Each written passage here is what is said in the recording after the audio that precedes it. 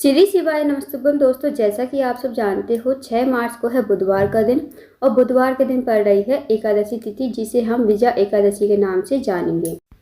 दोस्तों, आप सबको बता दें कि एकादशी तिथि जो है ये फाल्गुन माह के कृष्ण पक्ष की एकादशी तिथि है, जिसे विजया एकादशी के नाम से जानेंगे। और एकादशी तिथि की शुरुआत हो रही है सुबह 6:30 पर और इसका जो समापन है वो 7 मार्च को यानी गुरुवार के दिन सुबह 4:13 पर इसका समापन हो जाएगा। तो दोस्तों, उदय तिथि के अनुसार जो एकादशी तिथि मनाई जाएगी वो 6 मार्च को यानी बुधवार के दिन ही मनाई जाएगी। एकादशी तिथि का व्रत बुधवार के दिन ही रखा जाएगा।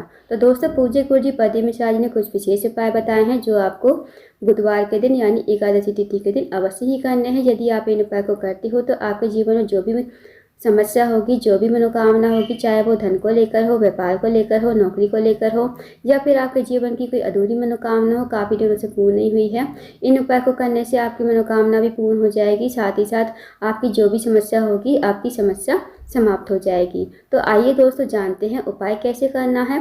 पहला जो उपाय है दोस्तों, वह है आपको 5 कनेर के फूल से उपाय करना है।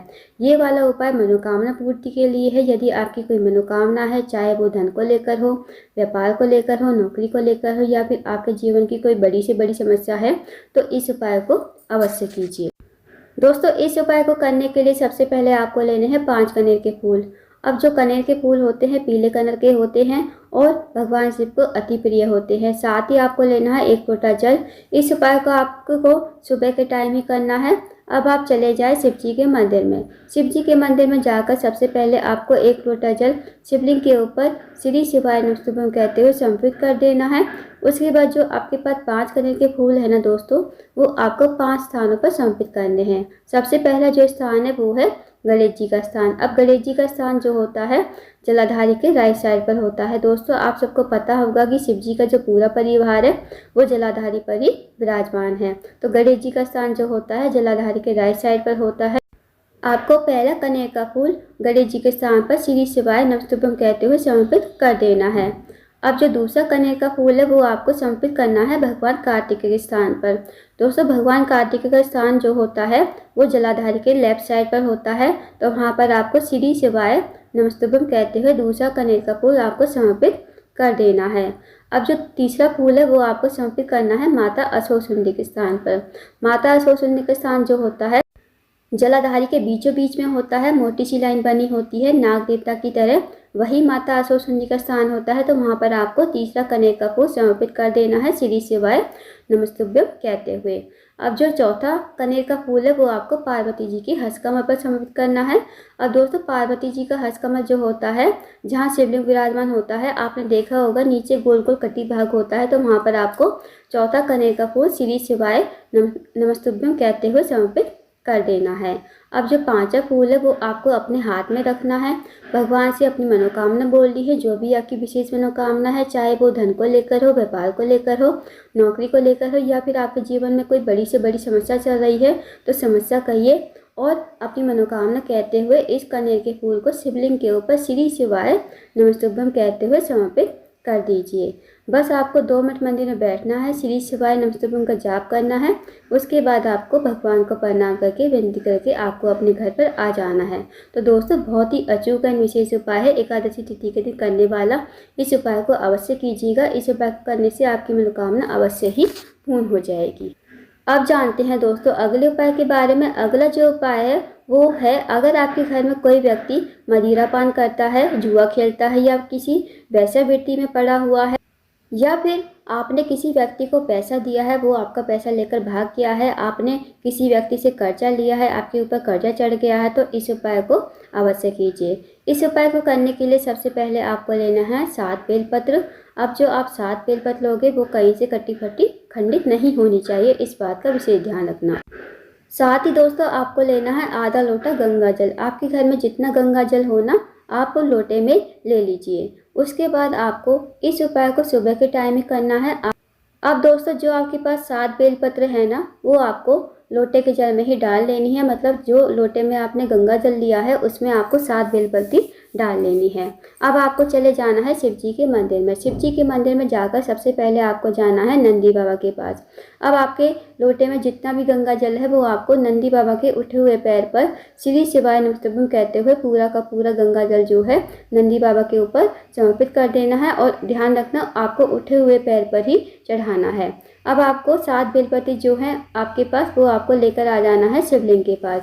अब आपको ये 7 बेलपत्ती एक एक करके श्री शिवाय नमस्तुभ्यम कहते हुए समर्पित कर देनी है शिवलिंग के ऊपर। एक एक करके आपको चढ़ानी है। उसके बाद आपको मंदिर में बैठना है, श्री शिवाय नमस्तुभ्यम का जाप करना है। फिर आपको भगवान से प्रार्थना करनी है कि मेरे घर का ये व्यक्ति गलत संगत में चला गया है, वैश्यावृत्ति करता है और नशा करता है, जुआ खेलता है, मदिरापान करता है। आप कुछ ऐसी कृपा करें कि मेरे घर का ये व्यक्ति सही रास्ते पर आ जाए और जो भी आपसे पैसा लेकर चला गया है वो व्यक्ति आपका पैसा देकर चला जाए। यकीन मानिए दोस्तों, यदि आप इस उपाय को कर लेते हो तो आपका जो पैसा है 15 दिन के अंदर अंदर वापस करके जाएगा। और इस उपाय को जो है आप 5 एकादशी तिथि करके देखिए, आपको जरूर फायदा देखने को मिलेगा। तो इस विशेष उपाय को अवश्य कीजिएगा। अब जानते हैं दोस्तों अगले उपाय के बारे में। अगला जो उपाय है दोस्तों, यदि आपने ये वाला उपाय कर लिया ना तो भोले बाबा और माता पार्वती आपकी बिना कहे ही मनोकामना पूरी कर देंगे, क्योंकि ये बहुत ही विशेष है, अचूक उपाय है एकादशी तिथि के दिन करने वाला। पूज्य गुरुजी पद्म मिश्रा जी कहते हैं, अगर आप कोई उपाय नहीं कर सकते तो सिर्फ इस उपाय को अवश्य कीजिए। इस उपाय को करने के लिए दोस्तों सिर्फ आपको 1 लोटा जल लेना है और 1 लोटा जल आपको लेकर चले जाना है शिव जी के मंदिर में। शिव जी के मंदिर में जाकर सबसे पहले आपको 1 लोटा जल श्री शिवाय नमस्तुभ्यम कहते हुए धीरे धीरे शिवलिंग के ऊपर समर्पित कर देना है। अब आपको मंदिर में आसन लगाकर बैठ जाना है। अगर आसन नहीं है तो आप ऐसे ही बैठ जाइए। अब आपको एक नाम जपना है 3 बार, स्वधा स्वधा स्वधा। ये एक नाम आपको 3 बार जपना है दोस्तों। इस नाम को जपने से भोले बाबा और माता पार्वती आपकी जो भी विशेष मनोकामना होगी ना, आपकी मनोकामना बिना मांगे ही पूरी कर देंगे। क्योंकि ये स्वधा जो नाम है पार्वती जी का नानी का नाम है। जो भी व्यक्ति, जो भी महिला इस नाम को माता पार्वती और भगवान शिव के सामने बोलती है उसकी मनोकामना बिना मांगे ही पूरी हो जाती है। बस आपको आसन लगाकर जो है ये नाम 3 बार बोल देना है, स्वधा स्वधा स्वधा। इस नाम को बोलकर बस आपको मंदिर से चले आना है घर पर। आपको वहाँ पर कुछ ही मनोकामना नहीं कहनी है, क्योंकि भोले बाबा और माता पार्वती आपकी मनोकामना खुद ही समझ जाएंगे और आपकी मनोकामना 24 घंटे के अंदर अंदर जरूर पूरी हो जाएगी। दोस्तों इस उपाय को विश्वास के साथ कीजिएगा। जो भी व्यक्ति, जो भी महिला इस उपाय को करेगा उसकी मनोकामना अवश्य ही पूर्ण हो जाएगी। तो इस उपाय को अवश्य कीजिएगा। अब जानते हैं दोस्तों अगले उपाय के बारे में। अब ये जो उपाय है उन महिलाओं के लिए है जो माताएं बहनें मंदिर नहीं जा सकती। अब उन्हें ये उपाय करना है। जो माताएं बहनें मंदिर नहीं जा सकती उन्हें क्या करना है, एकादशी तिथि के दिन यानी 6 फरवरी बुधवार के दिन आपको अपने रसोई घर में ये उपाय करना है। आपको सुबह उठकर जल्दी स्नान करके आपको अपने रसोई घर में आसन लगाकर बैठ जाना है। आसन लगाकर बैठने के बाद आपको श्रद्धा स्तोत्र के 12 श्लोक का पाठ करना है। श्रद्धा स्तोत्र के 12 श्लोक दोस्तों आपको कहीं भी दुकान पर जो है इसकी किताब मिल जाएगी, नहीं तो आप सोशल मीडिया पर चेक कर सकते हो, गूगल पर सर्च कर सकते हो। श्रद्धा स्तोत्र के 12 श्लोक निकाल कर पढ़ लीजिए। और जब आप श्रद्धा स्तोत्र के 12 श्लोक पढ़ लो तो आप अपनी मनोकामना कहिए। जो भी आपकी मनोकामना है, चाहे वो धन को लेकर हो, व्यापार को लेकर हो, नौकरी को लेकर हो, या फिर आपके जीवन की कोई अधूरी मनोकामना हो, मनोकामना कहिए। साथ ही साथ जो भी आपके जीवन में समस्या चल रही है समस्या कहिए। बस आपको छोटा सा विशेष उपाय करना है। इस उपाय को अवश्य कीजिएगा दोस्तों, बहुत ही अचूक विशेष उपाय है। इस उपाय को भी करने से भोले बाबा आपकी मनोकामना अवश्य ही पूरी कर देंगे। अब जानते हैं दोस्तों अगले उपाय के बारे में। अगला जो उपाय है दोस्तों वो भी बहुत ही विशेष है, अचूक उपाय है।